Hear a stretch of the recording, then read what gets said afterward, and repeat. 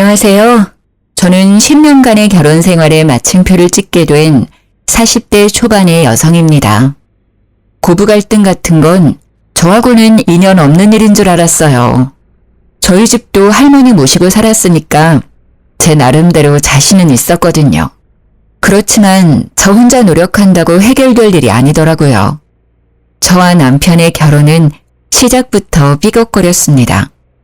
그때는 그게 다 액땜하는 거라는 주변인들의 말에 고개를 끄덕이며 제가 할 수 있는 모든 걸 할 수밖에 없었죠. 결혼 때 친정도 시댁도 반대가 있었어요. 친정 부모님은 남편이 장사하는 게 마음에 안 들었고 시댁은 제가 평범한 회사원이라는 게 마음에 안 들었던 모양이에요.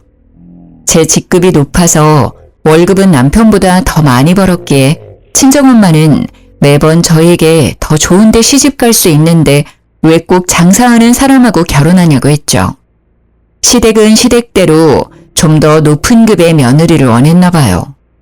며느리에도 급이 있다는 것도 웃기긴 하지만 일찍 돌아가신 시부의 직업이 교육자라서 그런지 며느리만은 사회적으로 높이 쳐주는 직업을 원하신 것 같더라고요. 상견례에서 시모는 합가를 조건으로 결혼을 허락하겠다고 했어요.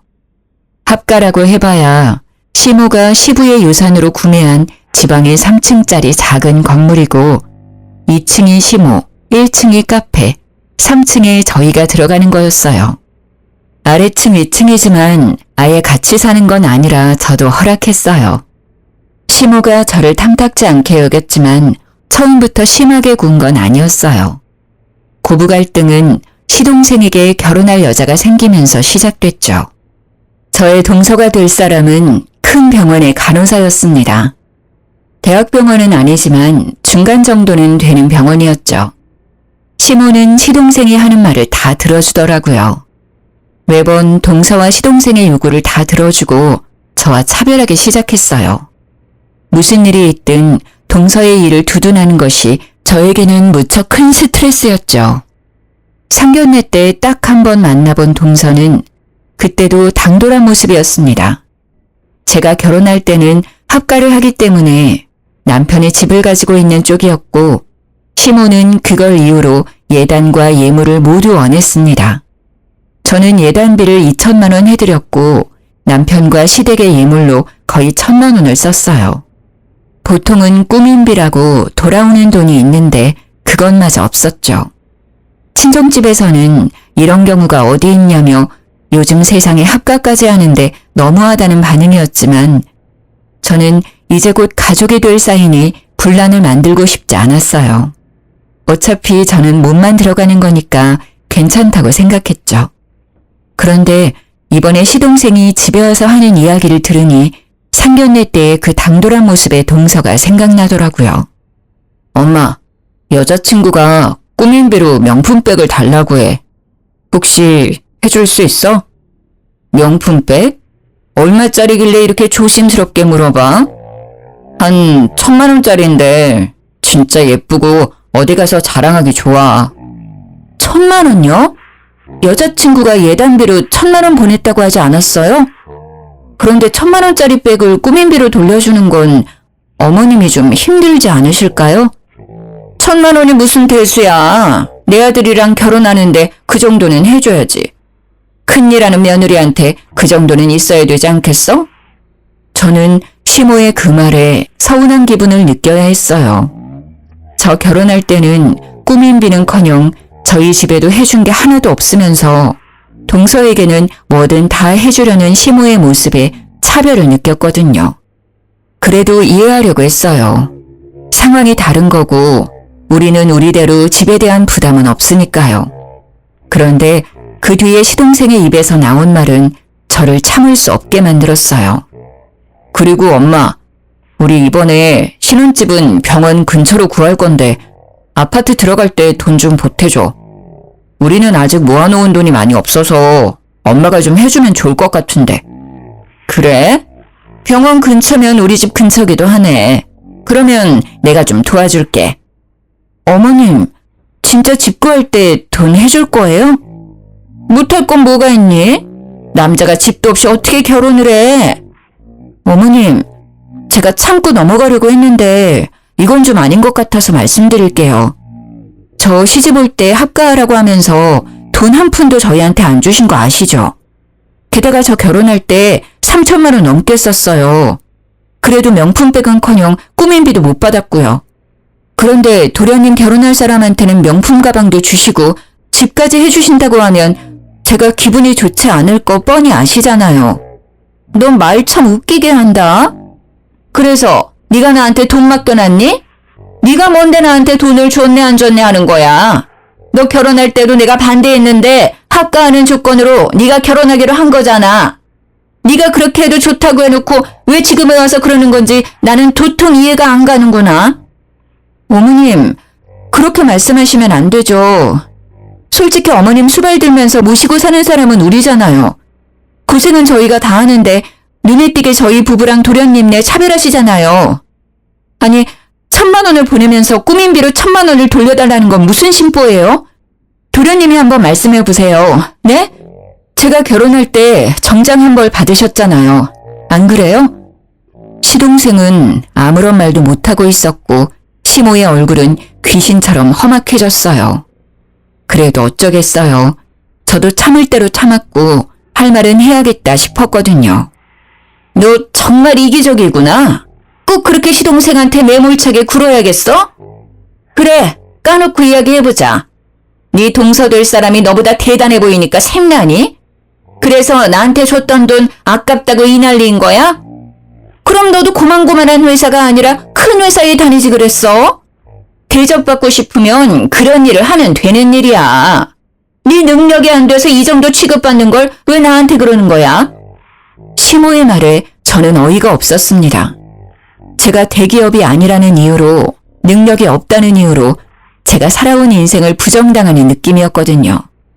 어이없는 제 표정을 보고도 남편은 아무 말도 없었습니다. 저는 남편을 쳐다봤죠. 무슨 말이라도 하라는 눈빛을 보냈는데 시모가 그걸 보고는 선수치더라고요. 예, 내가 이래서 너 결혼할 때 반대한 거야. 이제 알겠니? 어차피 이혼 도장 찍으면 남될 사람이니까 네 와이프가 뭐라고 해도 넘어가지 마. 어머님, 무슨 말씀을 그렇게 하세요? 알겠어요. 어머님이 계속 이런 식이면 저희도 분가할게요. 제게서 받아가신 예단 예물에서 동서에게 줄 명품 가방 가격만큼만 꾸민비 명목으로 돌려주세요. 그 외에 저희는 돈 같은 거 필요 없어요. 알아서 집 구해서 나갈 테니까 그렇게 하세요. 아, 그러면 딱 됐네요. 도련님이랑 동서될 사람 둘이서 저희 살고 있는 3층에 들어와 살면 되겠네요. 그쵸? 어차피 저 같은 사람보다 동서될 사람이 더 믿음직스럽지 않겠어요? 형수, 그건 좀... 왜요? 저는 하고 있는데 와이프 고생시키고 싶지는 않으세요? 도련님도 너무하세요. 저는 무상으로 합가해서 열심히 수발드는데 대단하신 그분이 제가 하는 걸 못할 리가 없잖아요. 어머님도 저보다는 둘째 며느리가 수발드는 게 더 좋으신 것 같으니까요.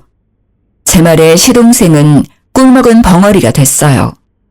시모는 저를 물끄러미 바라보더니 한숨을 푹 쉬더라고요. 분가는 절대 안 된다. 네가 맏며느리이고 합가를 조건으로 결혼한 건 엄연한 약속이야. 그러니 둘째가 말한 명품 가방이랑 집 구할 때 쓸 돈은 없던 걸로 해. 앞으로 둘째네 지원은 안 하는 걸로 약속하마. 결국 분가 이야기를 꺼내고서야 이야기는 일단락이 됐어요. 도련님네의 지원이 없는 걸로 하고 나서야 제 마음도 풀렸거든요. 제가 못되게 군 것도 사실이기는 하지만 세상에 어느 며느리가 대놓고 차별하는데 가만히 있어요? 근데 이 이후에 남편의 행동이 더 가관이었어요. 저희가 3층으로 올라오자 남편이 대놓고 말하더군요. 당신 꼭 그렇게까지 해야 했어? 동생이 형수를 어떻게 생각하겠어? 자기들 결혼 파토내려고 작정한 사람이라고 생각할 거 아니야. 생각 좀 하고 말해. 그리고 엄마 말이 구구절절 다 맞잖아. 그 돈이 당신 돈도 아니고 엄마가 엄마 돈 마음대로 쓰겠다는데 당신 왜 이래라 저래라 난린데. 그래서 당신 그 자리에서 한마디도 안 했어? 웃기지도 않아. 내가 왜 화를 냈는지 몰라서 나한테 화내는 거야? 딱 봐도 차별하시는 게 눈에 보이는데 어떻게 화를 안 내고 넘어가? 게다가 당신은 동생네가 다 가져가는 게 화나지도 않아? 아니, 화는 안 내도 그게 부당하다는 생각 정도는 해야지. 내가 어머님한테 무슨 일 있을 때마다 매번 불려가서 일 처리해주는 거 알지? 며느리이자 같은 집에서 살기 때문에 가능한 거야. 나도 분가하면 그 짓거리 안 해도 상관없지. 그때는 자기가 해야 하는 거니까. 나한테 대리후도 시켜놓고 뭐? 고맙다고 해도 모자랄 판에 나한테 화를 냈다 이거지? 아니, 그건 고맙게 생각하고 있지. 그치만 그건 그거고 이건 이거지. 당신은 그게 문제야. 당신이 제일 잘나고 당신이 제일 힘들다고 생각하는 거. 당신보다 대단한 사람 널리고 널렸어. 자기가 아무리 회사에서 잘 나가는 사람이라도 우리 집에서는 가족의 일원으로 며느리답게 행동해야 하는 거야. 어째서 그런 기본적인 일조차 모르는 건데? 회사에서 그런 건 안 가르쳐줘? 어? 지금 말 다 했어? 내가 언제 나 잘났다고 했어? 보자 하니까 사람을 우습게 알고 당신 해야 할 일을 내가 해주니까 그게 당연한 줄 알지? 알았어. 당신이 그렇게 생각하는 거 보니 나도 이제 어머님 모시는 일 안 할게. 당신이 더 잘한다는데 못하는 나한테 맡겨? 며느리답게 행동하라고? 그럼 며느리 대접을 좀 하라고 말씀드려줄래? 어이가 없어서 내가 시댁 들어와서 살고 있으니까 네가 대단한 사람이라고 생각하나 본데 나도 우리 집 가면 귀한 딸이야. 이런 집에서 이런 대접받을 사람 아니라고. 열받은 제가 시댁과 관련된 모든 일을 스톱하고 나서야 남편은 제게 사과를 했어요. 하지만 이미 제 마음속에는 남편이 제 편이라는 철석 같은 믿음이 사라졌죠. 누가 이런 놈을 내 편이라고 믿겠어요? 이날 진짜 남편이 왜 남의 편인지를 알게 됐죠. 이상하게도 남편은 시댁 식구들이 있을 때나 시댁과 관련된 일이면 항상 저를 무시하거나 까내리는 말을 많이 했었거든요. 그게 무엇 때문인지를 알 수 없는 저는 내내 꺼림칙한 마음으로 답답함만 늘어갔었죠. 그렇게 시댁과의 골은 한 번 생기니 좀처럼 사라지질 않더라고요. 그리고 대망의 이혼 결심의 날이 다가왔어요. 시동생이 결혼하고 3년째가 되던 명절이었어요. 설날을 맞이하는 저희 시댁은 분주했어요. 설 바로 전날에 제사가 하나 있었거든요. 그날에 모여서 전을 부치고 준비를 해야 하는데 연차를 쓰기가 힘들었어요. 그렇지만 맏며느리이기도 하고 이런 일에는 오해가 생길 일이 많으니 최대한 참석하려고 노력했죠. 다른 직원에게 황금 연휴 연차를 양보하겠다고 하고 아침부터 저는 전을 부치러 내려갔죠. 그런데 내려가니 어머님만 덩그러니 있더라고요. 어제 장을 보러 가야 했는데 제가 연차를 쓰기 위해 무리하게 야근을 하는 바람에 못 갔거든요. 미리 이야기해두어서 동서가 장을 봐왔을 거라고 생각했는데 장을 봐두지 않았더라고요. 어머님, 어제 장 안 보셨어요? 그래, 네가 없는데 어떻게 장을 보러 가니? 저 야근이라서 일해야 하니 동서랑 같이 갔다 오시라고 말씀드렸잖아요. 동서한테도 연락해놨는데. 어제는 둘째도 바쁘다고 해서 오지 말라고 했다. 그렇다고 나 혼자 갈 수도 없고. 일단 장부터 보고 오자. 재료 손질해놓고 손 가는 것만 대충 해놓으면 내일 제사 지내기 전에 음식하기는 쉽겠지. 전만 오늘 붙여놓으면 되지 않겠니? 그럼 동서 오면 같이 가요. 이제 곧 올 시간이잖아요. 네 동서는 오늘 못 온다고 연락 왔다. 일하느라 바쁘다고 하는데 오지 말라고 했어. 어머님, 동서 이 집 식구들인지 벌써 3년째예요. 어떻게 매번 제삿날만 되면 못 온다고 해요? 진짜로 일 있어서 못 오는 거 맞아요? 넌 꼭 말을 그런 식으로 해야겠니? 바쁘겠지. 큰 병원 간호사가 얼마나 바쁘겠어. 네가 이럴 때는 이해 좀 하고 넘어가. 괜히 트집 잡지 말고. 그럴수록 너 텃세 부리는 거로 보여. 아, 그럼 내일은 몇 시쯤 온대요? 일 끝나면 6시니까 7시면 오겠죠? 오늘 제사 음식 끝내놓고 내일 설 명절 음식 새로 해요. 7시쯤 동서 오면 같이 준비하면 되겠네요. 아니야, 네 동서 이번 설에는 좀 많이 바쁘대. 네? 그게 무슨 말이에요? 제사랑 명절 때 네 동서 안 온다는 말이야. 아니, 병원에서 여기까지 차 타고 겨우 10분이에요. 동서네 집에서는 15분밖에 안 되고요. 저녁 먹고 잠시 와도 될 거리밖에 안 되는데 왜 못 와요? 바쁘면 그럴 수도 있지. 뭘 그렇게 화를 내? 일부러 못 온다니? 그리고 네가 있으니까 나도 맘 편하게 안 와도 된다고 했어. 고작 장보고 전 부치는데 세 사람이나 있을 필요 있어? 어머님, 그런 말씀 하시면 안 되죠. 동서가 시집 오고 나서 전 한 번 붙이는 걸 못 봤어요. 매번 제사 때마다 바쁘다고 하고 명절 당일에 와서 밥만 쏙 먹고 가버리고 염치가 없는 것도 유분수지. 자기가 안 오면 다른 사람들 고생한다는 생각은 안 하는 거죠? 너 지금 너 혼자 고생한다고 나한테 뭐라 그러는 거니? 네가 맏며느리로 들어왔으면 당연히 해야 할 일이지. 손아래 사람을 보듬어줄 생각을 해야지. 매번 이렇게 흉을 보고 텃세를 부리니 둘째가 정을 못 붙이는 게야. 마음을 좀 곱게 써. 저도 바쁜데 다른 사람한테 사정하며 부탁해서 여기 온 거예요. 자기만 바쁜 게 아니라는 걸 왜 몰라요? 다 큰 성인이? 그런 일이 있으면 저한테도 전화해서 알려야 하는 거 아니에요? 그리고 정을 붙이려면 얼굴을 봐야 미운 정이든 고운 정이든 들 거 아니에요. 어떻게 제삿날 얼굴 한 번을 못 봐요? 그리고 제가 고생하는 거 알고 계시면서 어머님은 어떻게 동서한테 맘 편히 오지 말라는 말을 하실 수 있으세요? 그럼 어떡하니? 일을 못 뺀다는 애를 강제로 어떻게 오게 해? 정 그렇게 둘째를 오게 하고 싶으면 네가 하든지. 결국 제사 음식 준비는 제가 다 했어요. 오지 않은 동서도 얄미웠지만 그런 동서를 무조건 두둔하고 있는 시모가 더 밉더라고요. 저를 탐탁지 않게 여기는 건 알고 있었지만 이렇게 대놓고 사람을 차별하는 건 역시 화났거든요. 제 기가 죽지 않은 것만으로 다행이라고 생각할 만큼 동서에 대한 시모의 애정은 대단한 것이었거든요. 제사를 지낸 다음 날 명절 준비를 하러 내려가려는데 전화가 왔어요. 친정엄마의 번호를 보고 전화를 받았더니 엄마의 목소리가 심상치 않더라고요. 야, 너 빨리 좀 와봐라. 너희 아버지가... 아유... 말을 잇지 못하고 흐느끼기만 하는 엄마의 목소리에 저도 놀랐어요. 엄마, 무슨 일인데? 울지만 말고 이야기를 해봐.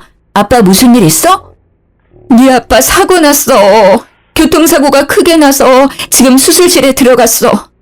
지금 엄마 혼자 여기 있는데 너무 무섭고 몸이 후들거려서. 저는 눈앞이 캄캄해지는 걸 느꼈어요. 수술이라니 그만큼 큰 사고라는 걸 뜻하니까요. 게다가 흔들리는 친정엄마의 목소리가 너무 불안해 보여서 빨리 병원으로 가보기로 했어요. 엄마, 주소 좀 보내. 내가 그리로 지금 당장 갈게. 전화를 끊고 나서 저는 아직 누워서 꿈틀거리는 남편에게 말했어요.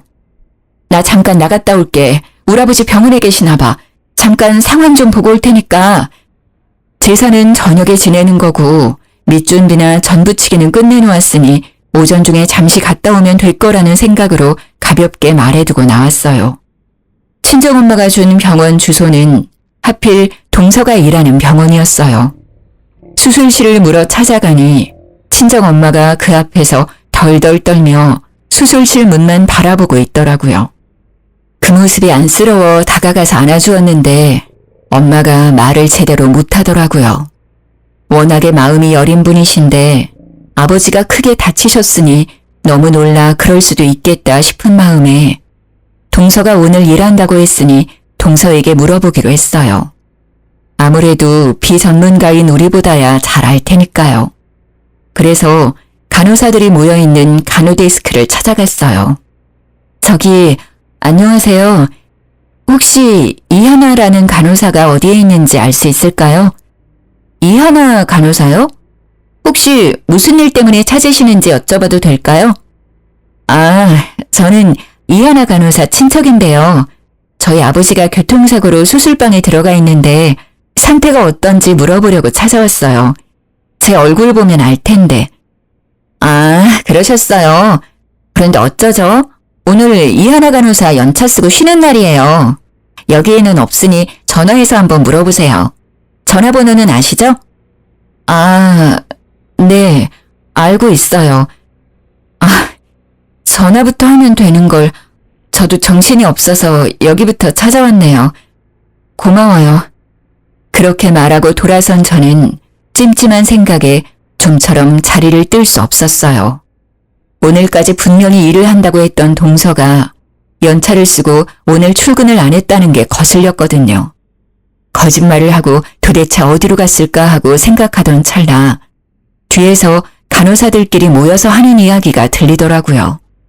하나쌤, 오늘 친정 간다고 하지 않았어? 응, 친정 간다고 어제부터 완전 신나 있었지. 진짜 부럽다.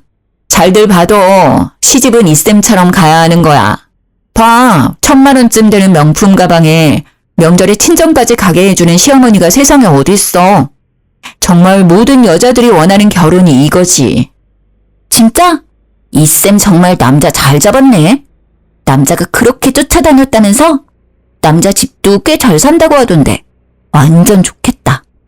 간호사들끼리 하는 그 이야기를 옆에서 듣고 있던 저는 순식간에 화가 머리 끝까지 오르는 것이 느껴졌어요. 저한테 모든 일을 맡기고 연차 쓰고 친정 간 동서도 사주지 않겠다고 했던 명품백을 사준 시모도 시댁 식구들 일이라면 제 탓부터 하고 보는 남편도 모든 게 진절머리가 나더라고요. 싹 다 갈아엎어버리고 싶을 만큼요. 열이 받아 어떻게 이 인간들에게 복수할까 하고 생각하는 찰나 시모에게서 전화가 왔더라고요. 얘, 너 오늘 제삿날인 거 모르니? 생각이 있는 애야 없는 애야? 지금 일도 안 하고 어디 가서 자빠져 놀고 있는 거야? 빨리 집으로 와서 제사 음식 마저 만들어. 어머님, 친정아버지 교통사고 나서 지금 병원 와 있어요. 지금 수술 들어가셔서 상황 보고 갈게요. 어차피 수술 들어가면 수술하는데 시간 걸리잖아. 그 시간에 집에 와서 음식 해놓고 가. 그리고 사부인이 거기 계실 텐데 너는 왜 갔어? 사부인이 다 알아서 하실 테니까 너는 거기서 농땡이 피울 생각하지 말고 제사상이나 차리러 와. 넌 시집을 와놓고는 아직까지 친정 챙기면 어떡하니? 그러니까요. 시집을 온 주제에 제삿날이며 명절날에 꼭 친정에 가는 동서한테도 그 이야기 들려주세요. 뭐? 무슨 소리 하는 거야? 걔는 오늘 일한대. 그래서 못 온다니까?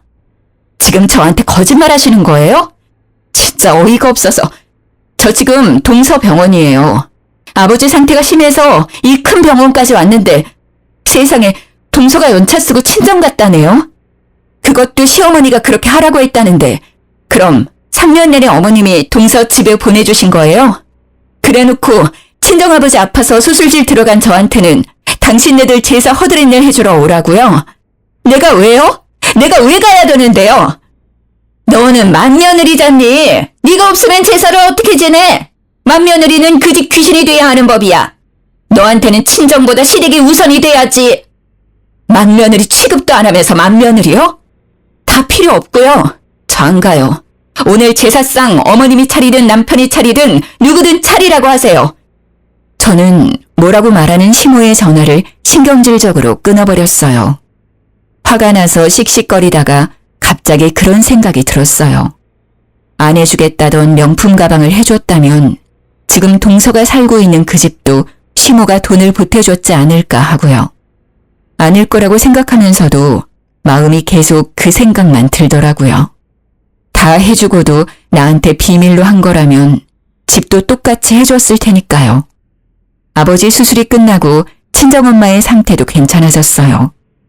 저는 엄마가 먹을 만한 걸 사오겠다는 핑계로 병원 밖으로 나왔어요. 그리고 그 길로 동서가 사는 아파트 입구의 부동산으로 향했어요. 동서가 신혼집으로 들어간 뒤 계약할 때 공인중개사가 너무 좋았다는 말을 듣고 저도 명함을 받아놓은 적이 있었거든요. 이름이 특이해서 기억에 남았어요.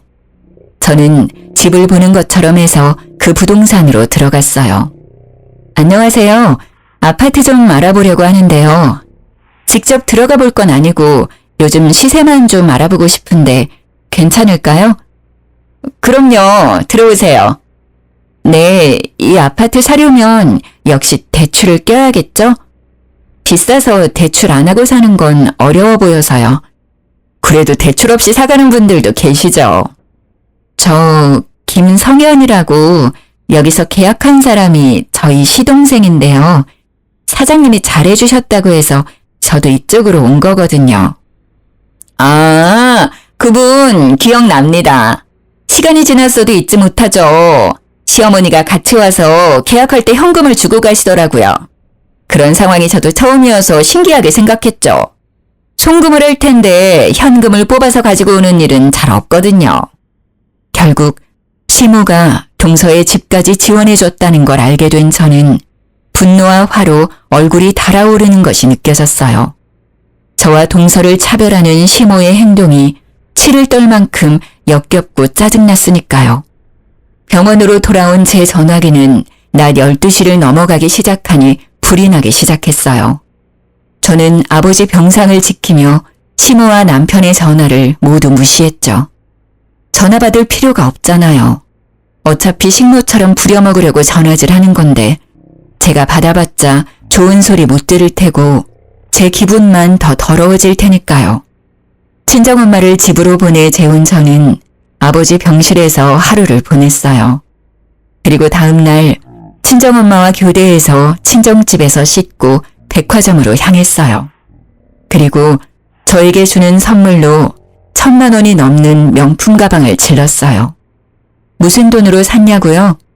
곧 있으면 시모 칠순이거든요. 칠순 때 여행 보내드리려고 남편과 함께 넣던 적금을 깨서 샀어요.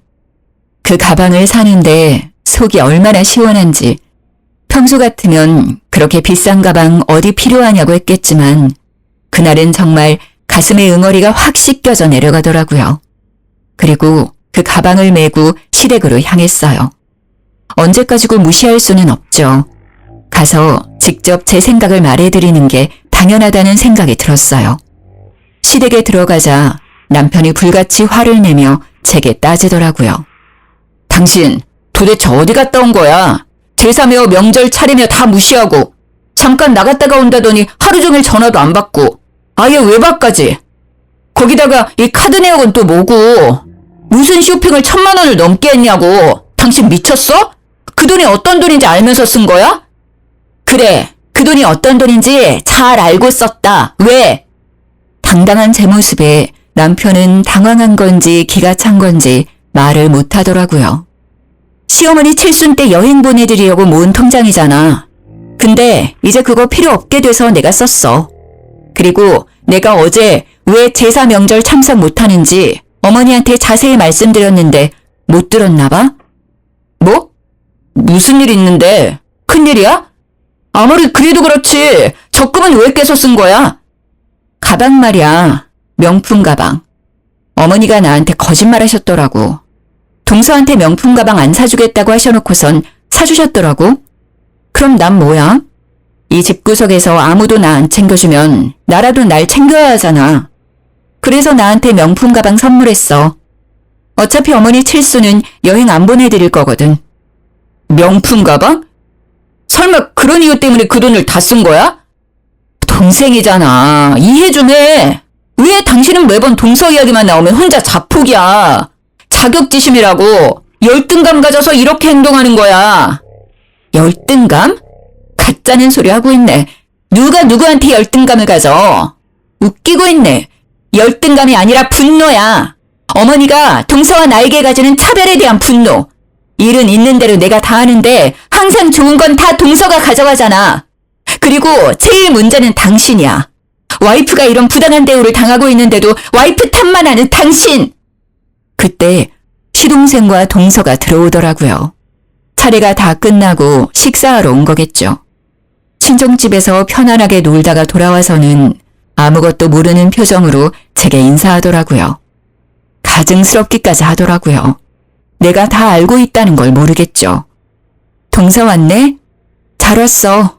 친정아버지 어제부터 입원해 있거든. 동선의 병원에. 그래서 오늘은 동서가 뒷정리해줘. 형수님, 제사상 차리고 치우는 거 힘든 거 알고 있는데 꼭 힘들게 일하고 온 사람한테 일을 시켜야 속 편하겠어요? 힘들게 일을 하고 왔어요? 어디서요? 이상하네요. 저희 아버지 동선의 병원에 입원했는데 동선은 연차 쓰고 친정 갔다고 하더라고요. 혹시 동명이인일까요? 그것도 아니면 동서 병원 옮겼어?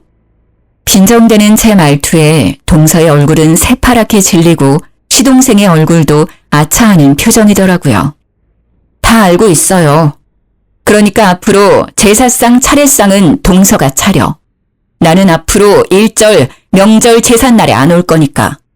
예, 맏며느리가 차례상을 안 차리면 어떡해? 그리고 제사상도 그렇지. 며느리가 둘인데 무슨 상관이에요? 맏며느리가 아니라 식모겠죠. 죽어라 일하는 저는 일하는 게 당연한 거고 맏며느리 몰래 명품백 사준 둘째 며느리는 일 안 하는 게 당연한 거예요? 그리고 집까지 해주셨다면서요. 그 정도로 많이 받았으면 그만큼 일을 열심히 하겠죠. 저는 명품백도 집도 받지 않았으니 제 마음대로 하려고요.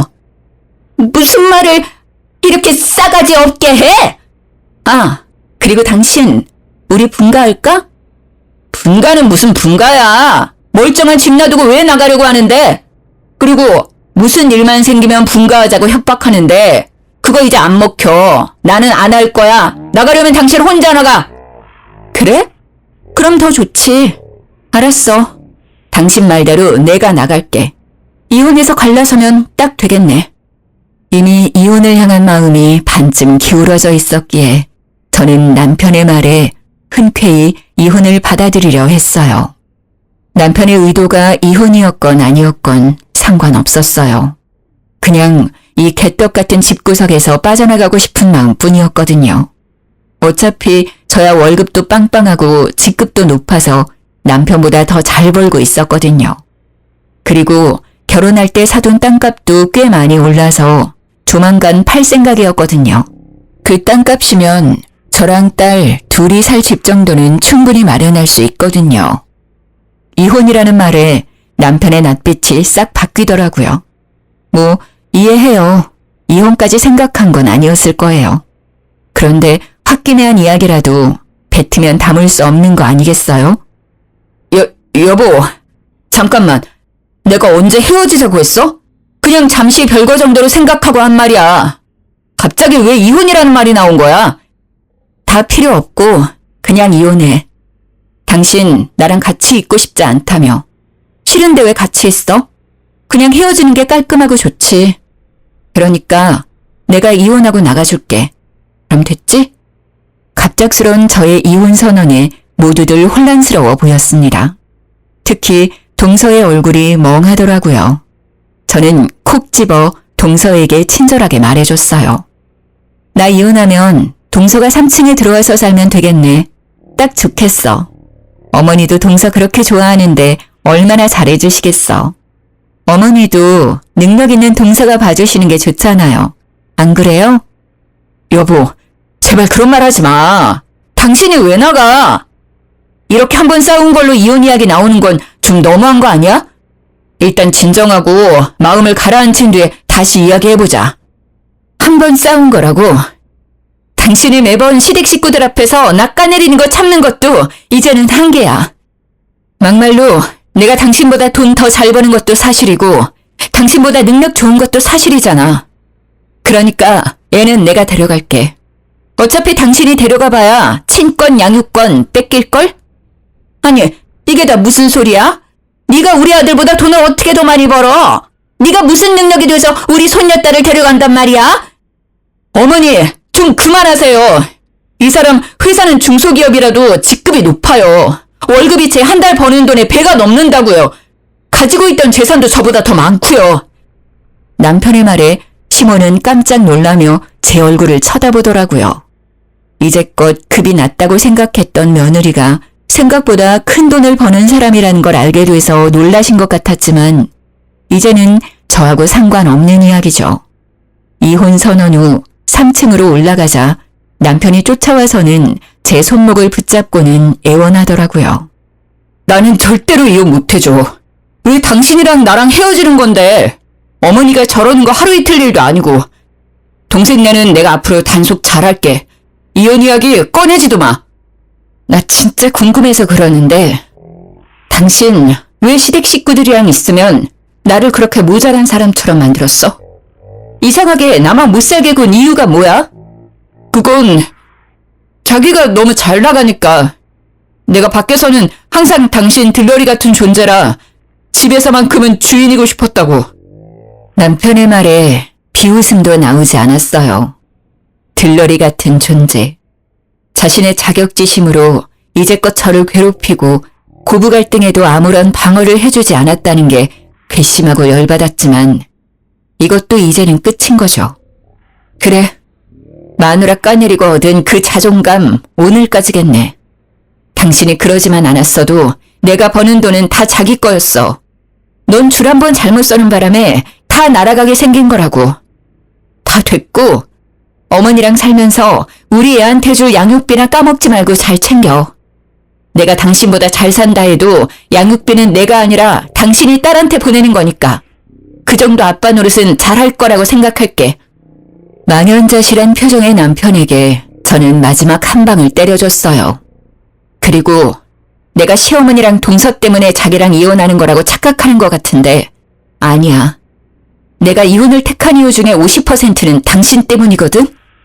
힘들 때 도와주기는커녕 내 탓으로 돌리고 당신 위해서 한 일들을 욕심 많은 여자로 치부한 당신 탓.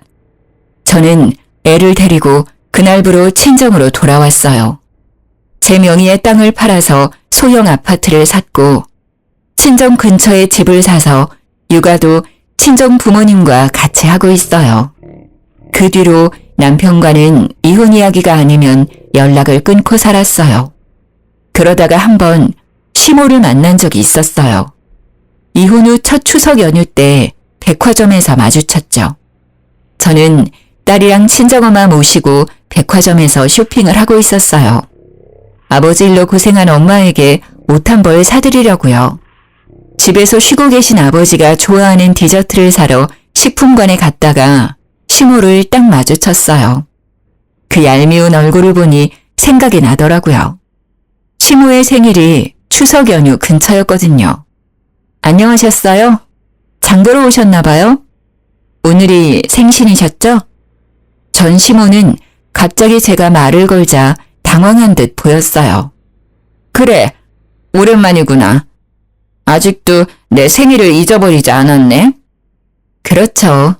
같이 산 세월이 있는데 그렇게 쉽게 잊을 리 있겠어요? 동서는 같이 안 온 걸 보니 여전히 바쁜 모양이에요. 혼자서 장 보시는 거 싫어하시면서. 동서 이야기에 시모의 얼굴이 싹 굳어지더니 그렇게 귀해하던 동서의 욕을 하기 시작하더라고요. 그년 이야기는 꺼내지 마라. 내가 둘째 생각만 하면 자다가도 혈압이 오를 정도란다. 망할 것들이 합가하라고 했더니 합가 안 하겠다고 떼쓰고 매번 바쁘다는 핑계로 설이며 추석이며 나 혼자 지내고 있어. 생일상 받을 나이에 생일상 차리고 있으니 화가 나지 않겠니? 합가하고 집 살 때 들어간 돈 내놓으라고 했더니 세상에 연락을 뚝 끊어버리고는 그 집 팔아버리고는 직장까지 옮긴 거 있지? 기도 안 차서 이제는 둘이 어디 있는지 알 수도 없어서 첫째랑 둘이 살아. 대학병원 간호사래서 그렇게 잘해줬는데 시아버지 유산을 모두 들고 날라버린 천하의 몹쓸 년이었어. 내가 미쳤지. 그런 년을 며느리라고 들인 내가 미친 거야. 게다가 둘째는 그년한테 완전히 빠져가지고는 결국 제가 예상한 대로 됐더라고요. 합가는 안 할 거라고 생각했어요. 그런데 집도 팔고 직장까지 옮겼다는 이야기에는 저도 너무 놀랐어요. 그 정도로 싫었을까요? 하긴 제가 없으면 시모의 그 성격을 모조리 다 받아줬어야 했을 텐데 그걸 감당이나 할 수 있었겠어요? 솔직히 돈을 다 가져간 건 너무했다고 생각하지만 그렇게 차별하더니 고소하다는 생각만 들었어요. 제가 나쁜 년이 된 것 같지만 어쩌겠어요? 나를 이렇게 만든 사람도 그 집 사람들 때문인데. 그러셨어요? 사정이 참 딱하게 됐네요. 그렇게 돈 가지고 나르면 찾기 힘들지 않을까요? 돈 빌려주실 때 그런 이야기 확실하게 하셨으면 이런 일은 없었을 텐데. 워낙 믿으셨으니까요. 그래도 급이 다른 며느리잖아요. 좀 있으면 돌아오겠죠. 돌아오기만 하면 아주 두 사람 떼어놓고 절대로 이 집안이 들이지 못하게 할 거야. 이게 사기꾼이지 어떻게 며느리가 할 짓이야. 내가 보니 둘째가 그 여자한테 완전히 코 깨인 것 같아. 그러니 그 여자 하자는 대로 다 하지. 아유, 사람 하는 집에 잘못 들였다가 이게 무슨 난리인지. 그래도 첫째 아드님 계시니까 서로 의지하며 살면 되겠네요. 급이 높은 며느리 다시 맞이하면 편해지실 거예요. 에휴, 그놈도 글렀어. 가게도 망하고 결국은 힘쓰는 일 하고 있거든. 나는 사실 네가 돌아와주면 정말 좋을 것 같은데. 그건 안 되겠지? 확실히 네가 일도 잘하고 얼마나 나를 잘 받들었니. 그때 생각하면 진짜 지금은 아휴. 여전히 반성은커녕 본인 생각만 하고 있는 모습에 저는 소름이 끼칠 것 같았어요. 다시 돌아오라는 말은 와서 일하라는 것과 뭐가 다르죠? 여전히 며느리를 식모쯤으로 생각하는 그 시모의 태도가 참으로 화가 났어요. 그렇지만 화낼 필요는 없잖아요. 어차피 저와는 이제 남이고 2번 다시 만날 일 없으니까요. 그러게 있는 며느리한테 잘하셨으면 생일에 밥 한 끼 못 얻어 드시지는 않았을 텐데 안타깝게 되셨어요. 좋은 며느리 찾을 수 있길 바랄게요. 단칼에 거절하는 제 모습에 희망이 보이지 않았는지 전 시모는 다시 동서의 욕을 하더라고요. 내가 그 망할 년 때문에 다 잃은 거 생각하면 딱히 둘째 며느리 때문에 모든 걸 잃은 건 아니지만 전 시모는 여전히 그렇게 생각하고 있더라고요. 그렇게 만든 건 본인 스스로였음에도 여전히 남 탓하는 모양새가 참 보기 웃겼어요. 살펴가세요. 저희도 이제 곧 가봐야 하거든요. 아버지 좋아하는 디저트 사고 엄마 옷 한 벌 사드리러 나온 거라서요. 그럼. 시모가 제 뒤로 보이는 딸과 친정엄마를 쳐다보더니 한숨을 푹 쉬더라고요. 손녀와 외할머니의 다정한 모습이 부러워 보였나 봅니다. 어쩌겠어요. 버스 떠나고 손 흔들어도 멈춰주지 않으니까요. 일하며 오가는 길에 자주 보던 전 남편 가게는 폐업 신고되어 이제는 다른 가게가 되어 있더라고요. 나중에 이야기 들어보니 장사가 잘 안 돼서 접고 지금은 힘쓰는 일 하고 있다고 하더라고요. 그래도 양육비 꼬박꼬박 보내주는 건 참 다행이죠. 고부 갈등과 남편의 자격지심으로 이혼한 저에게 재혼은 솔직히 꿈도 꾸지 못할 이야기였는데 최근에는 재혼을 앞두고 있어요. 그 집은 제사도 없고 며느리 될 사람도 저 하나뿐이라 부담스럽지도 않고요. 시모들 뿐이 도시 사람이라서 그런지 며느리에게 기댈 생각도 하지 않고 어떻게든 아들 내외에게 더 해줄 것만 생각하시는 그런 좋은 분이세요. 재혼 상태도 저와 아이를 많이 아껴주고요.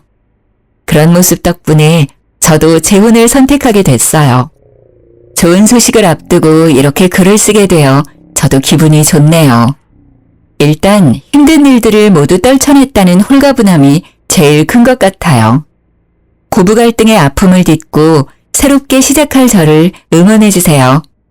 긴 글 읽어주셔서 감사합니다. 모두들 행복한 날 보내세요. 안녕하세요. 저는 창원에서 개인 카페를 운영하고 있는 30대 여성입니다. 저는 여성의류 인터넷 쇼핑몰도 작게 운영하고 있습니다. 전 남편은 저희 카페 손님으로 우연히 만나게 됐어요. 그때 남편은 제 카페 근처 공사 현장에서 일을 하고 있었습니다. 남편은 점심시간이면 인부들에게 줄 커피를 사러 매일 왔는데요. 시멘트 가루를 뒤집어 쓰고 올 때도 있고 페인트 자국을 묻혀오기도 했어요. 처음에는 부끄러워하더니요. 나중에는 겉모습이랑 상관없이 당당한 모습이 좋았어요. 참 열심히 사는 사람이구나 하고 속으로 호감을 느끼고 있었죠. 그런데 남편도 제 마음과 같았는지 먼저 명함을 내밀더라고요. 알고 보니 남편은 일용직이 아니라 작은 건축회사 대표였어요. 남편 역시 제가 생각보다 어려 보여서 카페 직원인 줄 알았대요. 저를 편하게 대하던 남편은 제가 사장이라니 극존칭을 쓰더라고요. 1년 정도 연애하면서 저희는 서로 존대를 했습니다. 나이 차이는 서로 3살 정도 났는데요. 존댓말을 하니 서로를 존중하는 느낌이 들어 오히려 좋았어요. 물론 결혼을 하고 시모의 성화에 존댓말은 끝났답니다. 아니 너희는 결혼한 지 얼마나 됐는데 아직도 서로 존대야? 그러게요. 근데 이미 익숙해져서요. 내가 안 편하다. 듣는 사람이 얼마나 불편한지 몰라. 너네 서로 존대하는 거 보면 소름이 오소서 돋아. 새애기 네 생각은 어떠냐? 이미 존대가 입에 붙어버렸는데요. 시모는 볼 때마다 잔소리를 했습니다. 저는 하는 수 없이 어른 뜻을 따르기로 했죠. 하지만 노력도 안 하고 시애미 말에 말 듣고 하지 말고. 네, 고쳐볼게요, 어머님. 나중에는 저희 부부가 편하게 반말을 하니까요. 시모는 하늘 같은 서방에게 왜 말이 짧냐고 하시더라고요. 아니, 어머님께서 넌 정말 어디서부터 어디까지 내가 가르쳐야 하니? 제가 남편에게 반말하는 모습이 그냥 싫으셨던 거예요. 아랑곳하지 않고 제가 반말을 계속하자 남편이 말하더군요. 자기야, 응? 엄마가 반말하는 거 보기 안 좋대. 또 그 소리야? 아, 존대할 때는 존대가 듣기 싫으시다 했잖아. 그래서 이미 입에 붙어버린 거 또 고치라고? 그냥 엄마 앞에서만 나한테 조심하면 되잖아. 조심? 내가 뭐 당신한테 막대해? 그건 아니지만 좀 그렇지. 좀 그렇다니 그게 무슨 뜻이야? 극존칭까지 아니더라도 말이야. 보통은 나이 차다는 남편한테 말 길게 하잖아. 당신은 너무 짧고. 나는 당신도 웃겨. 우리가 뭐 8살, 10살씩 막 차이나? 아니잖아. 겨우 3살 차이야. 어쨌든 엄마가 옛날 사람이잖아. 네가 좀 이해해줘. 어려운 거 바라시는 게 아니잖아. 응? 아, 몰라. 그냥 기분이 좀 그래. 벌써부터 부부관계에 이래라 저래라 하시는 걸 보면 앞으로 하나하나 다 참견하실 것 같아. 왜 그렇게 말을 서운하게 해? 우리 아파트도 엄마가 해주셨잖아. 심지어 내 명의로 해주신 것도 아니야. 당신 존중하니까 공동 명의로 해주셨잖아. 우리 엄마는 그렇게 며느리를 생각해 주시는데 당신은 고작 이런 사소한 것도 맞춰주기 싫어? 여기서 갑자기 아파트 이야기가 왜 나와? 아파트 해주면 무조건 네 하고 머리 조아려야 해? 됐다. 알아서 해. 늙은 시모가 큰 거 바라는 것도 아니고 고작 신랑한테 존대하라는 것도 들어주기 싫다니. 내가 뭔 말을 더 하겠냐? 아, 알겠어. 그렇게 해볼게. 대신 어머니 앞에서만요. 역시 고마워. 아파트 공동명의 해주신 거랑 별개로요. 남편에게 존댓말이 어려운 일은 아니었거든요. 그냥 저는 뭔가 찝찝했거든요. 시모가 꼭 절 소나기에 쥐고 흔들려 한다는 기분이 들어서요. 어쨌든 제가 남편에게 더 이상 반말을 하지 않자 시모는 만족한 미소를 짓고 더 이상 잔소리를 하지 않았어요.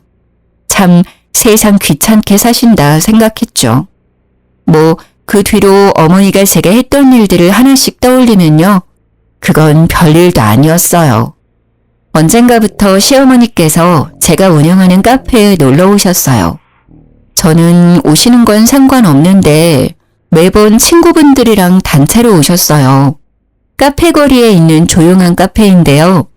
문제는 항상 4시간은 기본으로 수다를 떨고 가세요.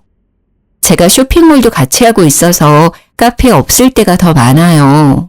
그 대신 믿음직한 직원들이 지키고 있는데요.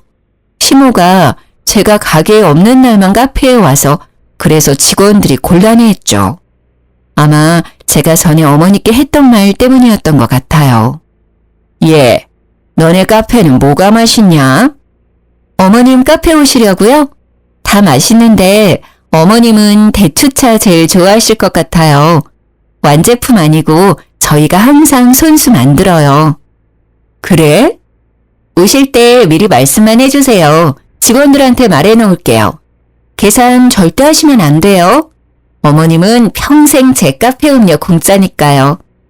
시댁은 부산에 있는데요. 처음에는 오셔봤자 몇 번이나 오시겠어 라고 생각도 했고요. 차 한 잔 얼마라고 어머님 돈을 받고 싶지 않았어요. 직원들 말로는 어머님과 친구분들이 제어가 안 된대요. 카페 분위기가 동네 시장이래요.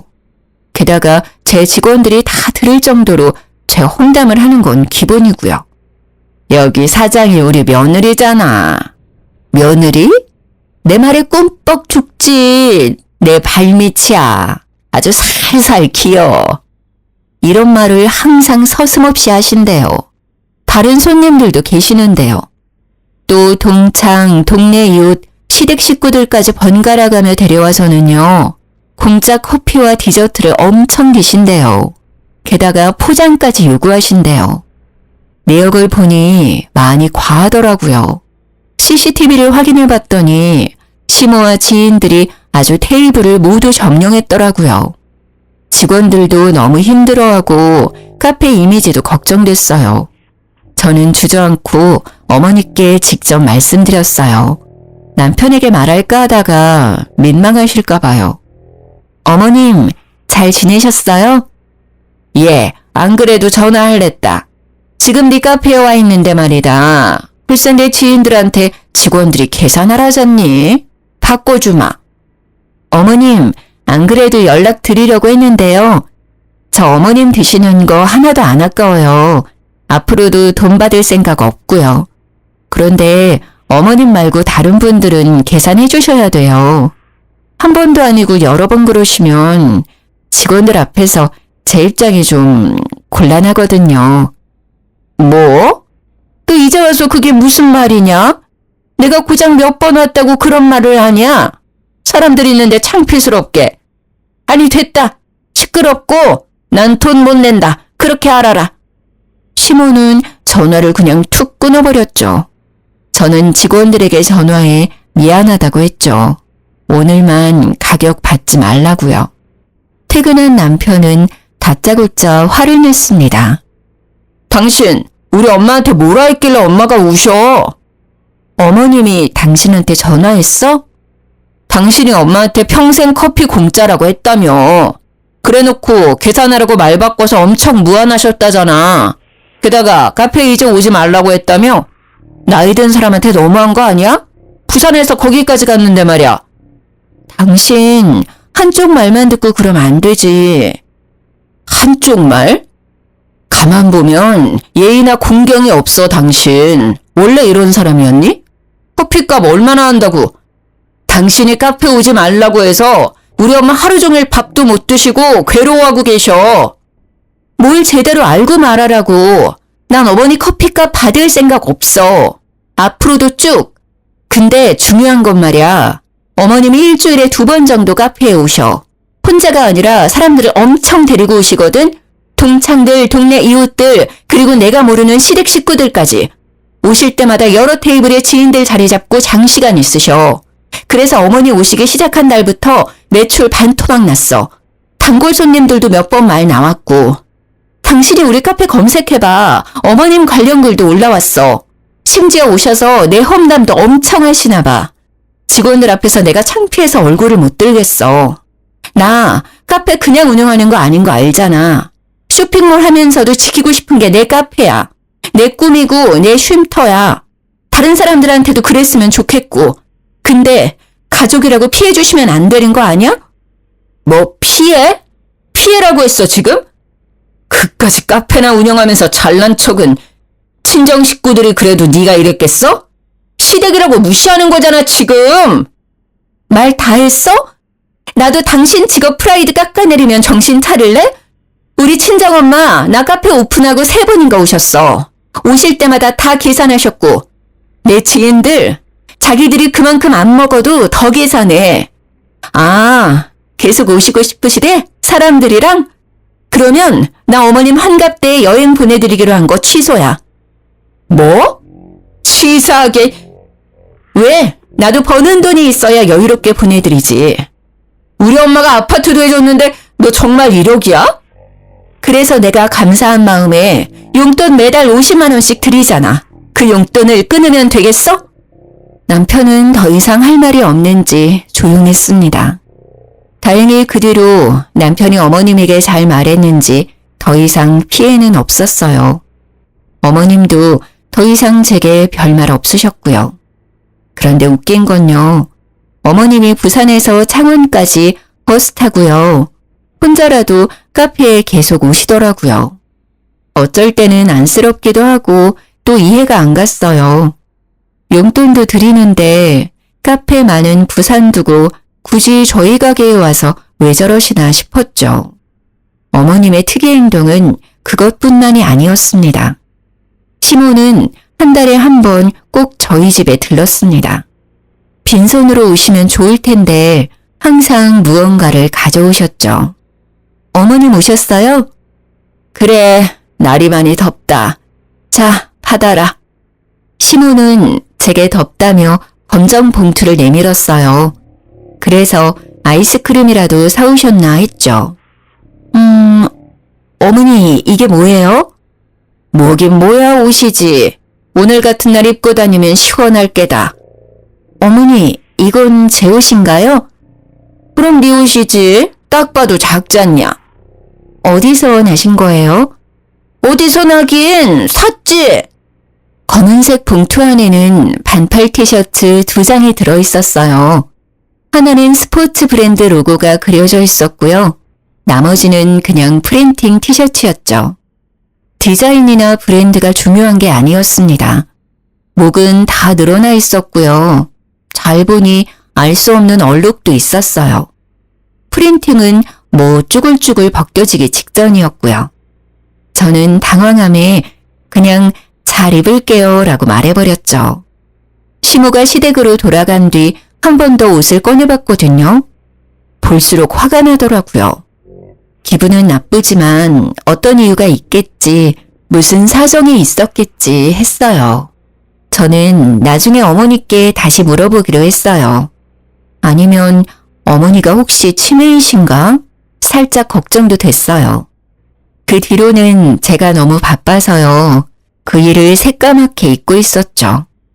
그런데 다음날 시모는 익숙한 검은 봉투를 제게 내밀었죠. 이번엔 시모는 뭐라 말을 덧붙이지 않았어요. 저는 설마 했죠. 아, 이번에는 정말 아이스크림이어라 하고 받았는데요. 또 옷까지 드렸어요. 시모는 딱딱하게 굳어버린 저를 못 봤는지 봉투에 옷을 꺼내 제 몸에 대봤어요. 콧노래까지 부르면서요. 어머니, 뭐 하세요? 뭐 하긴, 옷 대보지 않냐. 아이고, 딱이네. 역시 내 눈썰미 알아줘야 한다니까. 또 제 옷 가져오셨어요?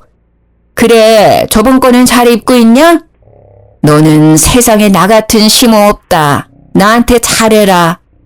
너무 웃겼어요. 딱 봐도 저번이랑 비슷한 옷들이었거든요. 어머니, 왜 그렇게 웃냐? 그렇게 좋냐? 어디서 얻은 옷인가요? 얻기는 뭘 얻어? 샀다니까? 어디서 사셨는데요? 왜 그런 걸 묻냐? 저는 여름 옷은 한 사이즈 크게 입거든요. 바꿔올게요. 바꾸기는 이게 딱 맞아 보이는구만 뭘. 시엄마는 당황한 얼굴로 말했어요. 아니요, 입어보면 더 타이트할 거예요. 제가 속살이 많아서요. 어디서 사셨는지 말씀해주세요. 제가 사이즈 바꿔올게요. 아니, 구제시장에서 샀는데 사이즈를 어떻게 바꾸니? 어느 구제시장이요? 땡땡 구제시장. 어머님 집이랑 되게 멀잖아요.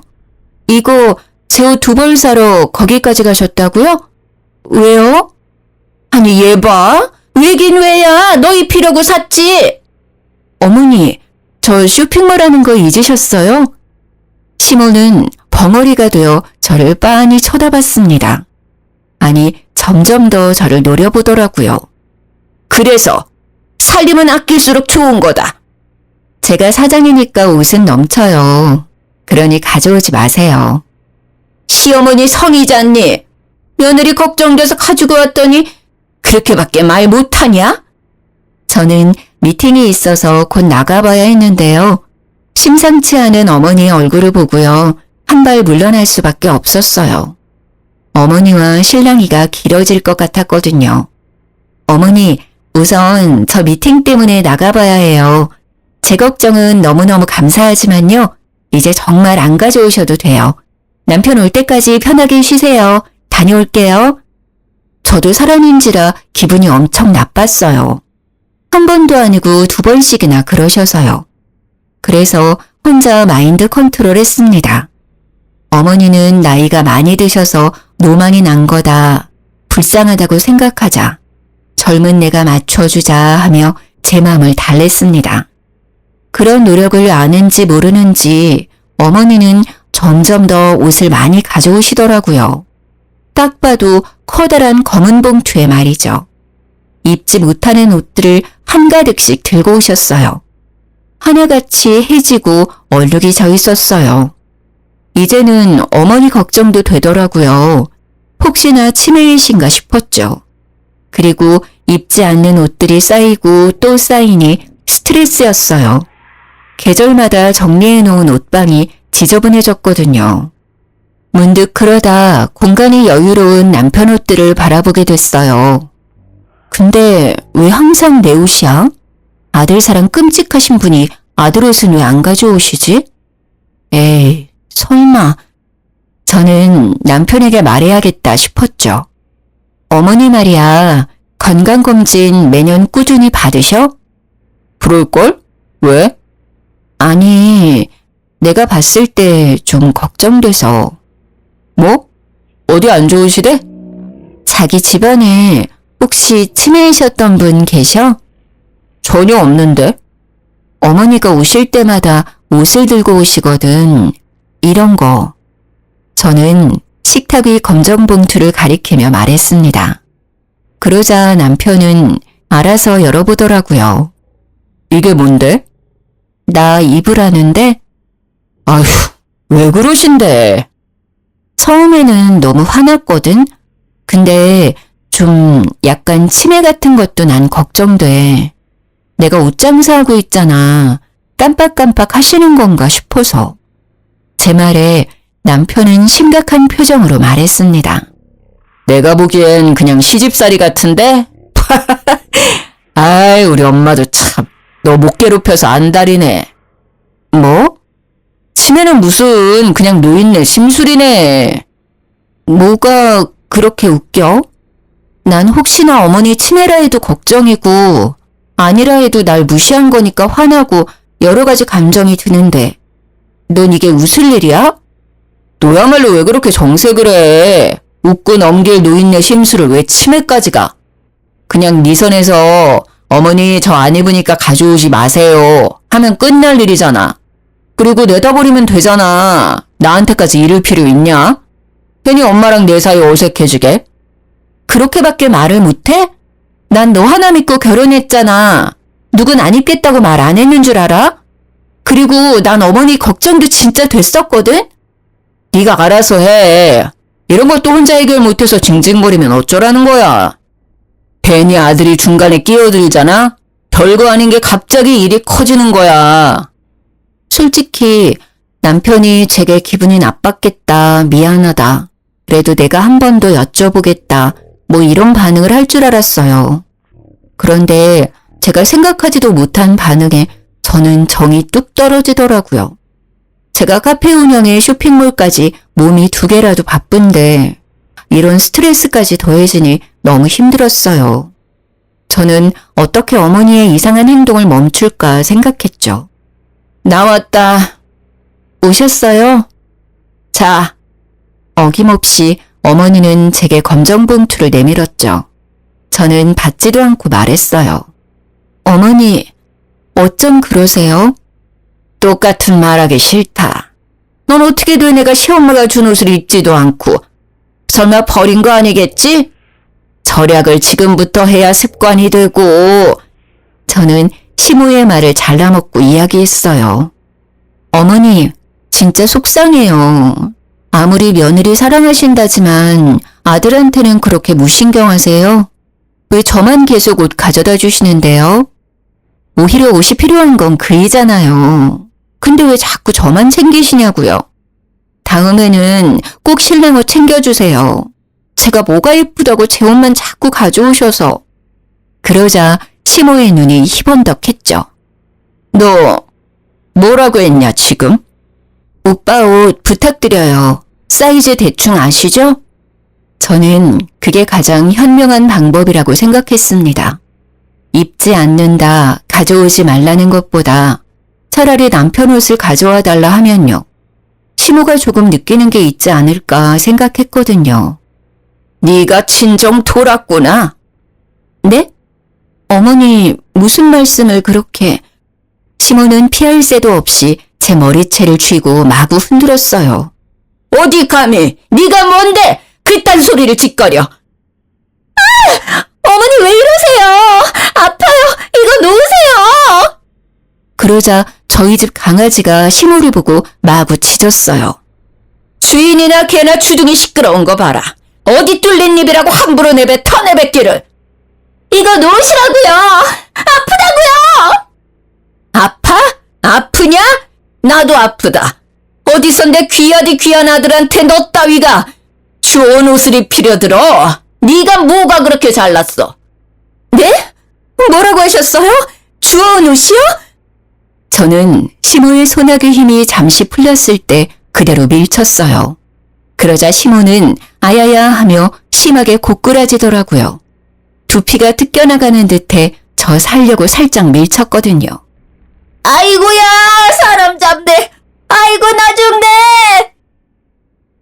정말 다 주워온 옷이에요? 그래, 남들이 버린 옷들이지. 어떻게 감히 내 아들한테 입힐 생각을 해?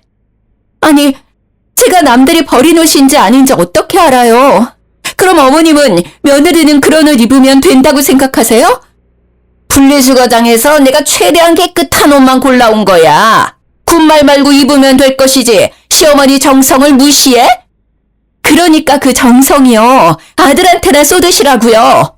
그리고 저한테는 구제시장에서 사셨다면서요. 그런 거짓말은 왜 하셨는데요?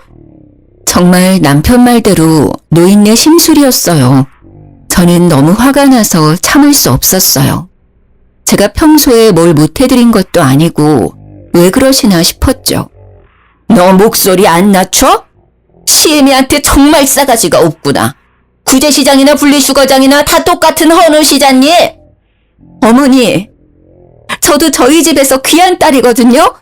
도대체 저한테 왜 이러세요? 왜 저를 못 잡아먹어 안달이시냐고요? 순영이는 흙구덩이, 먼지구덩이에서 일하는데 말이다. 넌 뭐가 그렇게 고고해서 항상 멀끔하게 차려입고 있냐? 배운 걸로 따지면 우리 순영이가 너보다 훨씬 똑똑하다. 그런데 내 아들은 이 더운 날씨에 공사 현장에서 개고생을 하고 넌 왜 시원한 에어컨 바람 쐬면서 카페에 쇼핑몰에 폼을 잡느냐 이 말이다. 다른 사람들도 다 나랑 같은 마음일 거다. 너 서방 모실 줄 모르고 지 잘난 맛에 산다고 흉봐. 어디 저런 게 집안에 굴러들어와가지고는 너 내가 준 옷들 버리기만 해봐라. 가만 안 있을 테니까 내가 너 입을 때까지 계속 가져올 거야. 저는 할 말을 잃어 벙쪘어요. 남편은 대표라 해도 현장에 나갈 일이 많거든요. 제가 아무리 새 옷을 사줘도 금방 옷이 더러워지니까 남편은 새 옷을 쉬는 날만 입어요.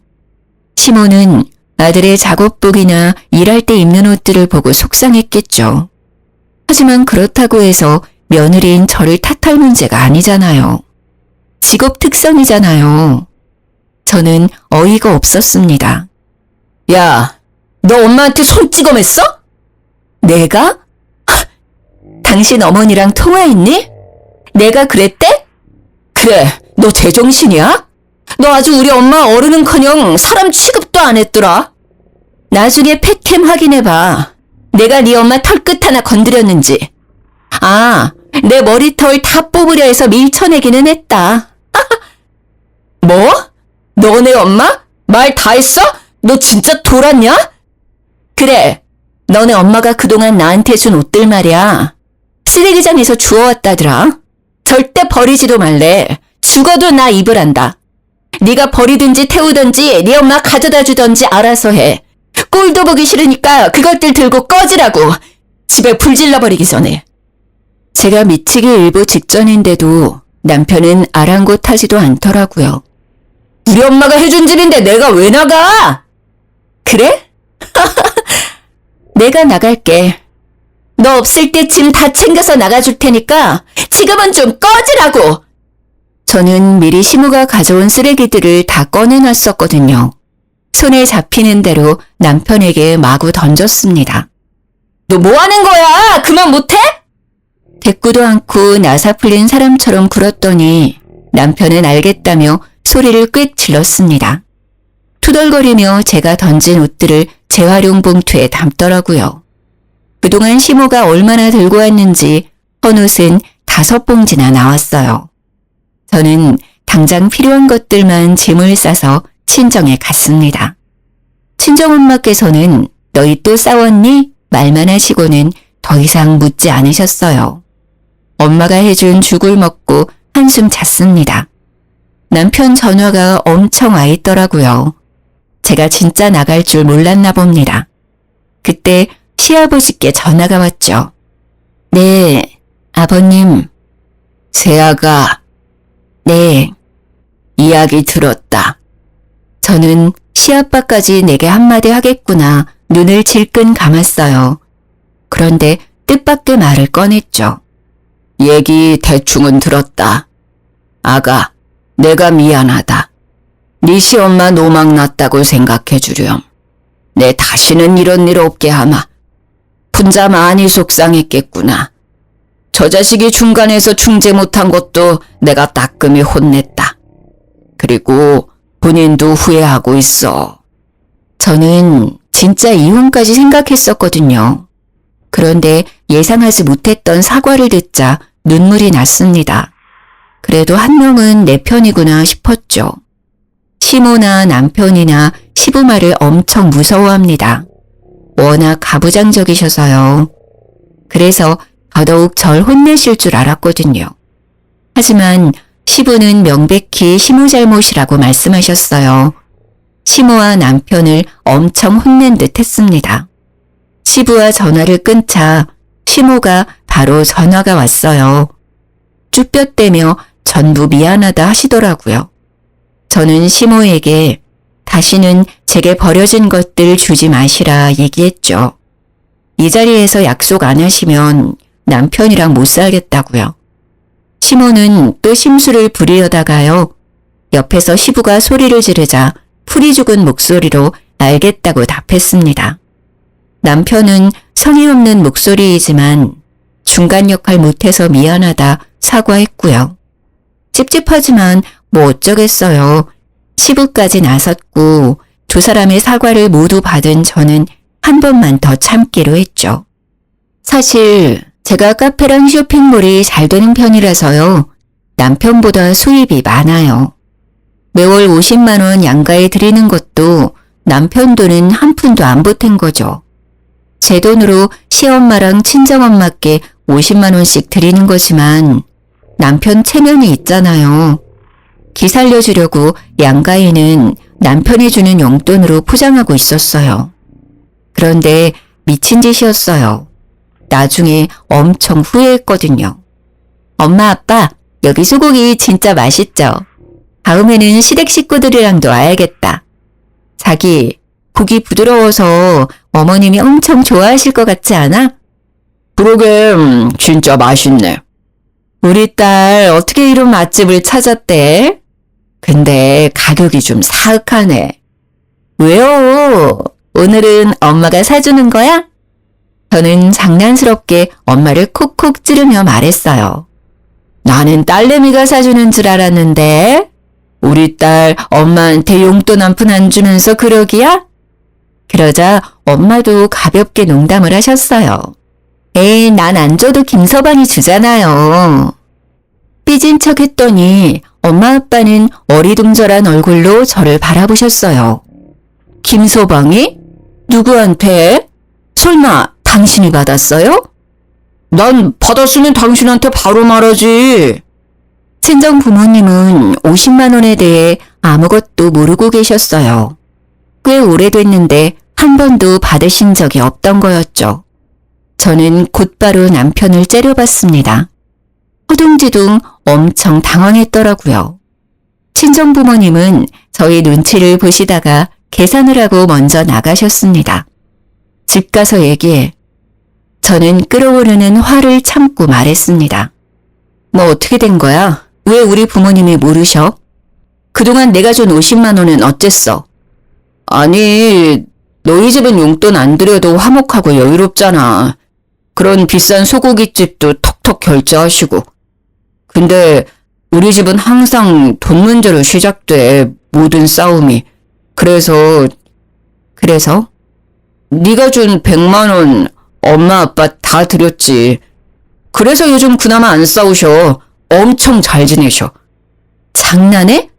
내가 똑같이 사랑하는 마음으로 양가를 챙긴 건데 그것도 자기 생각해서 자기 돈으로 포장했는데 멋대로 그런 행동을 해? 진짜 그런 마음이었으면 그럼 안 되지. 당신 수입에서 50만 원 더 보태서 드리던가 했어야지. 어떻게 내 돈으로 한마디 상의도 없이 그런 장난질을 쳐? 하, 장난질? 남편한테 그게 할 소리야? 할 소리야. 신뢰가 다 무너졌어. 그 정도라고? 고작 50만 원에 지금 너무한 거 아니야? 고작 50만 원이라니? 땅 파면 나오는 금액이야? 누구 개 이름이라니? 나도 힘들게 번 돈이야. 이건 이혼까지 생각할 문제야. 오늘을 기점으로 나는 당신과 살 수많은 날들 얼마나 믿지 못하고 의심을 많이 하겠어. 전적이 있으니까.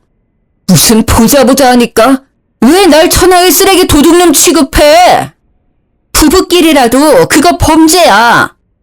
저는 그대로 짐을 싸서 친정으로 떠났습니다. 반성도 안 하는 남편이 너무 꼴보기 싫었거든요. 그러자 친정엄마는 너무 속상하신지 한마디 하시더라고요. 너 또 싸우고 집 나왔어? 무슨 일인데 엄마한테 말 못해. 용돈은 또 뭔 말이야. 별거 아니야. 아니 아파트도 우리가 해줬는데 항상 왜 우리 딸이 쫓겨나오냐고. 그래서 하는 말이지. 내 아파트에서 쫓겨나오는데 엄마가 마음이 안 아프겠어? 잠깐만. 엄마 뭐라고? 아파트 말이야. 엄마랑 아빠가 해준 거라고. 시댁이 해준 거 아니었어? 하도 사돈어른께서 부탁하셔서 네 남편 체면 좀 살려달라잖아. 부탁을 하는데 어떻게 거절해. 근데 말이야 내 딸 허구한 날 울리고. 정말 어이가 없어서 웃음이 터졌어요. 너 알고 있었지? 뭐라는 거야 또? 아파트 말이야. 우리 엄마가 해준 거라며? 아, 그게 여보. 너네 집 정말 웃긴다. 너네 집안 진짜 가관이야. 내 돈도 꿀꺽, 아파트도 꿀꺽. 맛있던? 미안해. 일단 얼굴 보고 이야기하자. 이제야 미안하단 소리가 나오네. 됐고, 지금 아버님 댁에 가니까 그렇게 알아. 야, 안 돼! 여보세요? 아, 제발 좀 참아! 저는 곧장 작성한 이혼 서류를 들고 시댁에 찾아갔습니다. 저는 인사 뒤에 바로 이혼 서류를 내밀었습니다. 아가, 이혼이라니! 아무런 설명을 안 하자 시아버지는 놀라셨고 시모는 남편에게 대충 들었는지 눈도 깜빡하지 않았습니다. 이혼 서류랑요, 또 더 보실 것들 가져왔어요. 그동안 어머님께서 제 카페에 와서 무료로 드신 것들요. 영수증 정리해왔어요. 어머님이 드신 건 빼고 어머님 손님들이 드신 것들이요. 제 말이 끝나자마자 시모는 제 뺨을 내리쳤습니다. 둔탁한 소리가 날 정도로 세게요. 시부는 놀라서 시모에게 뭐 하는 짓이냐 소리쳤죠.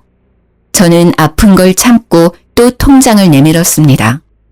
내역 보시면 제가 매달 남편에게 100만 원씩 입금했어요.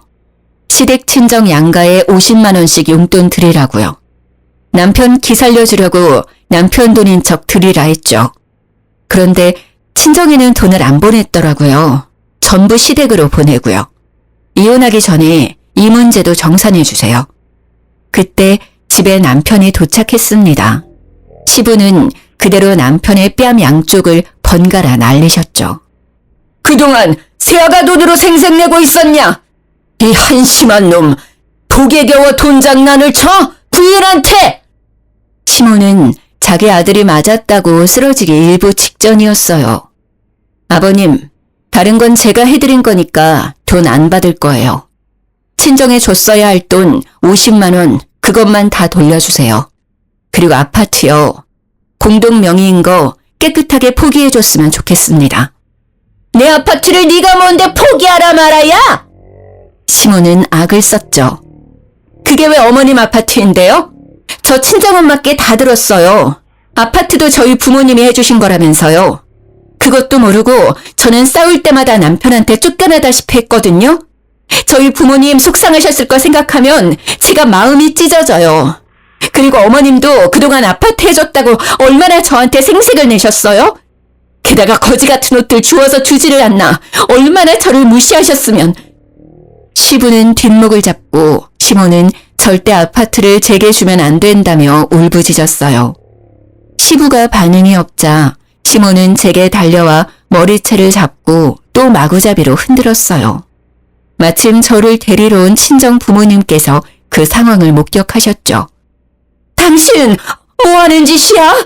지금 당장 내 딸한테서 안 떨어져! 친정엄마께서는 시모를 제게서 떨어뜨리고요. 그대로 뺨을 날리셨습니다. 저희 어머니 취미가 탁구거든요.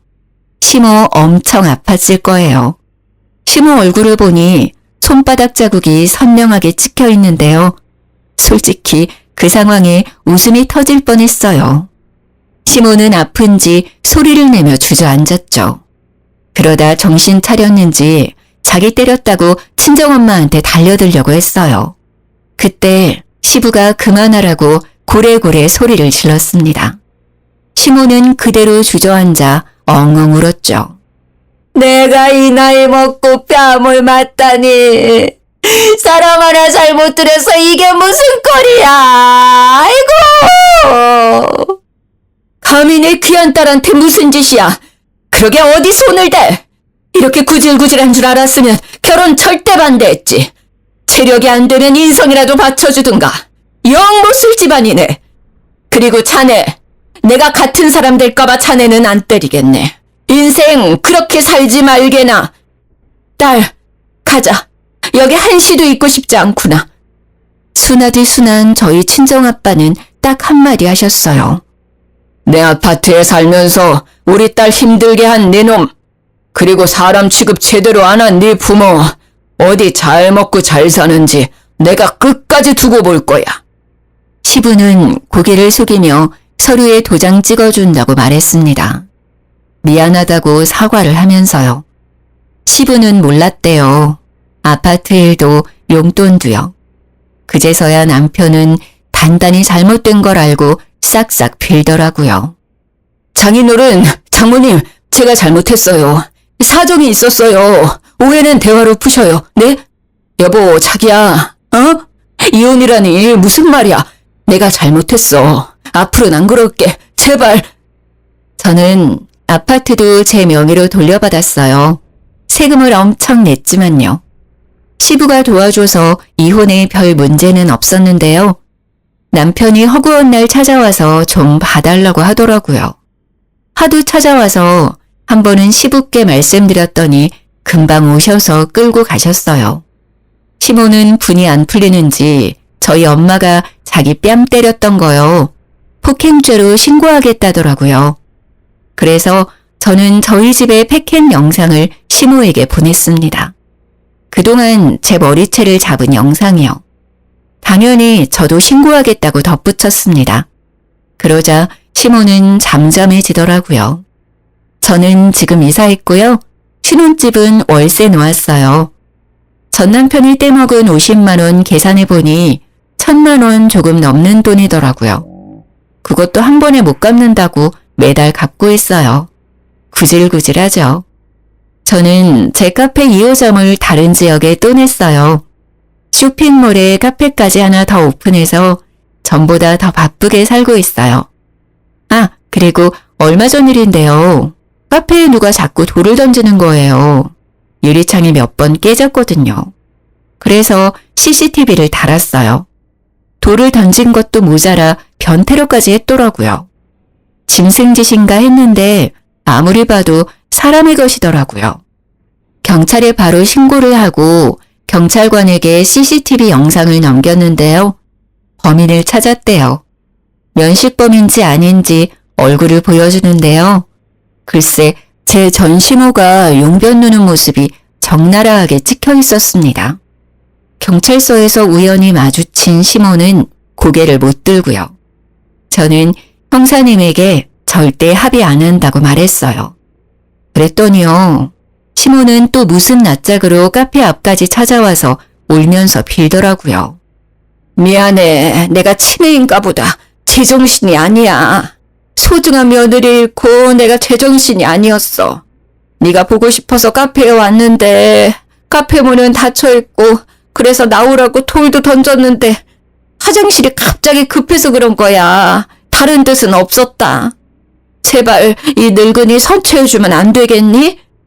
어머님, 기저귀를 차시는 건 어때요? 이혼까지 한마당해요. 저 하나 어쩌자고 부산에서 창원까지 오신 거 너무 소름 돋아요. 어쩜 끝까지 이렇게 지저분하세요? 넌 아주 여전히 말을 얄밉게 하는구나. 이 싹바가지 없는 거. 전생에 무슨 원수를 졌길래 너만 아니었으면 우리 집 아주 평화로웠다. 천하고 뻔뻔한 계집 같으니라고. 네 앞길 앞으로 뻔해. 네 가게, 네 옷장사 언제까지 잘 될 것 같냐. 차근차근 다 무너질 거야. 내가 그렇게 만들 거야. 수제도 모르고 어디 내 아들이랑 이혼할 생각을 해? 시모는 사극 드라마에 나올 것 같은 말투로요. 쉬지 않고 제게 저주를 퍼부었습니다. 제가 하고 싶은 말입니다. 무슨 원한이 있으셔서 저한테 그러세요? 이제 정말 얼굴 안 보고 싶네요. 어쩜 결혼을 해도 난리고 이혼을 해도 난리시네요. 너네 시아빠가 알면 나 죽는다고. 내 시체 보고 나중에 후회할래? 당장 고소 취하해! 하며 절 거칠게 잡아 끌었어요. 저는 곧바로 CCTV를 가리키며 말했죠. 적당히 하세요. 계속 찍히고 계시니까요. 또 신고하면 될까요? 너 두고 봐. 내가 꼭 복수할 거니까. 시모는 다시 차갑게 식은 눈빛을 하고 뒤돌아섰습니다. 결국은 또 시부가 알았는지 미안하다고 전화가 왔죠. 아들이고 마누라고 난 다 포기했다. 인간들이 인간의 길을 포기했어. 아유, 남사스러워서 원. 넌 괜찮냐? 어쩌다가 이렇게 됐는지 모르겠다. 꼴도 보기 싫어서 다 내쫓았다. 아버님, 저 합의 안 해드릴 거예요. 그래, 합의 절대 해주지 마. 그럼 또 정신 못 차리고 해코자려들 거다. 알고 보니 시부는 합의를 하기 위해 전화한 게 아니었죠. 시모고 아들이고 정말 다 포기하신 눈치였어요. 들어보니 모자가 원룸에 같이 지내고 있다 하더라고요. 제가 합의 생각이 없어 시모는 아마 벌금을 낼 것 같아요. 정말 짧지만 끔찍한 결혼 생활이었네요. 뭐 좋은 점이 단 한 군데도 없었어요. 좋은 추억이라도 있으면 모르겠는데요. 앞으로 연애는 해도 절대 재혼은 안 하고 싶어요. 지금처럼 제 사업이나 열심히 늘리며 살아야죠. 창원에 있는 카페는 안타깝게도 올해까지만 영업하려고요. 시모나 남편이 또 찾아올 것만도 같고요. 똥이 무서워서 피하나요? 더러우니 제가 직접 피해야죠. 직원들도 저도 안 좋은 기억들이 많아서요. 제가 새로운 출발하는 것처럼 제 카페도 새로운 출발하려고요. 그리 멀지 않은 곳에 재오픈할 거예요.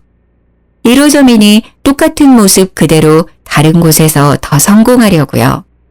긴 사연 들어주셔서 너무 감사해요.